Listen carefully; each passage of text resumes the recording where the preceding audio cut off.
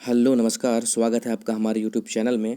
और आज जैसा कि आप जानते हैं कि उत्तर कुंजी मामले में डबल बेंच में सुनवाई थी और स्टे सरकार ने हाई कोर्ट के खिलाफ उसमें अपील की थी कि स्टे को किसी न किसी तरीके से हटा दिया जाए। तो अब हम आपको पूरा बताएंगे कि कोर्ट रूम के अंदर क्या क्या मसले हुए, क्या क्या बातचीत हुई। डबल बेंच में जैसे ही सुनवाई शुरू होती है, एलपी मिश्रा जी बहस कर रहे थे।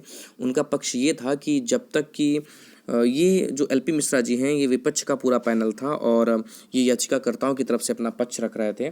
इन्होंने कहा कि हम अभ्यर्थियों की अनदेखी नहीं कर सकते हैं, प्रक्रिया सभी अभ्यर्थियों के लिए इसीलिए बिना उत्तर कुंजी को हल किए प्रक्रिया को आगे बढ़ाना अभ्यर्थियों के साथ घोर अन्याय होगा। यानी कि इनका कहने का मतलब ये है कि अगर हमने प्रक्रिया को आगे बढ़ा दिया और हमने उत्तर कुंजी मामले को सही तरीके से नहीं देखा, तो जो बेचारे फेल हो जाएंगे उनके लिए चीज़ें खराब हो सकती हैं।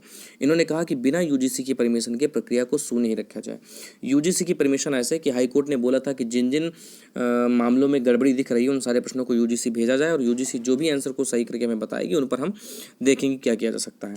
तो इस पर जब स्टेट गवर्नमेंट ने अपना पक्ष रखा तो जज साहब जी ने कहा कि सिंगल बेंच के फैसले में क्या त्रुटि हुई है, बताइए आप लोग। और उन्होंने कहा कि यूजीसी की रिपोर्ट का आने का आखिरकार इंतजार हम लोग क्यों ना करें। आप पेपर ही गोलमाल बनाते हो और आप चाहते हो कि हम रिपोर्ट का इंतजार भी ना करें। यानी कि हम चाह रहे हैं कि रिपोर्ट भेज दी जाए, कम से कम यूजीसी कंफर्म कर दें वहाँ पर कि क्या सही उत्तर है क्या गलत है। तो आप चाह रहे हो कि ये भी ना हो, हम वेट भी ना करें उस चीज़ का। तो महाधिवक्ता साहब जी जो थे वो सिंगल बेंच के अंतरिम स्टे ऑर्डर को हटाने की मांग लगातार रख रहे थे। उन्होंने कहा कि स्टे को हटा दिया जाए, हमको प्रक्रिया आगे बढ़ाने दो, फिर हो सकता है जो पास हो जाए उनके लिए हम कुछ व्यवस्था कर देंगे। तो बचाव पक्ष के अधिवक्ता जोरदार तरीके से उनका विरोध कर रहे थे। उन्होंने कहा कि आखिरकार स्टेट बगैर मामले के निस्तारण की इतनी जल्दी काहे कर रही है, समस्या क्या है। तो मिश्रा जी ने कहा, एलपी मिश्रा जी ने, कि सिंगल बेंच के अंतिम फैसले तक मामला सिंगल बेंच में भेजने की बात कह रहे थे। सवाल उठाते हुए उन्होंने कहा, ऐसा प्रश्न बनाते ही आखिरकार क्यों हो जिन पर कि सवाल उठे। एजी ने स्टे को रोक हटाने की मांग फिर से करने लगे तो उसमें सुदीप सेठ जी भी बहस कर रहे थे। कुछ ऐसा ही क्रम लगातार चलता रहा तो सवाल बार बार ये उठ रहा था। कोर्ट उनसे कह रहा था कि आखिरकार सिंगल बेंच ने जो फैसला दिया है उसमें जो क्या कमी हुई है, उस कमी के बारे में आप बताइए, हम स्टे हटा देंगे। जज साहब जी ने कहा। एजी साहब लगातार अपना मजबूती से पक्ष रखते रहे और फाइनली जो है उन्होंने सरकार से अपील की कि आप आर्डर को रिजर्व कर दीजिए। तो अब इस पर सरकार ने आर्डर रिजर्व कर दिया है और बहुत ही इसमें कम बहस हुई। यानी कुल मिलाकर आप देख पा रहे हो तो जज साहब ने जब सीधे पूछा था उनसे कि भैया आखिरकार हम स्टे क्यों हटाएं, आखिरकार हम यूजीसी के द्वारा जो वापस आंसर आएंगे, वो उनकी जो रिपोर्ट आएगी, उनका हम इंतजार क्यों ना करें। आखिरकार आप ये बताइए, इतनी जल्दबाजी आप क्यों कर रहे हो मामले के निस्तारण के बगैर। तो इन सब चीज़ों पर क्या है कि एजी साहब जो थे वो क्या कमज़ोर दिखाई पड़ रहे थे। मामला क्या होता है या आगे क्या चीज़ें होंगी, इन बारे में हम पूरा नहीं बता सकते हैं। ऑर्डर तो रिजर्व कर दिया गया है, 10 जून को फैसला आएगा, 2 दिन के बाद।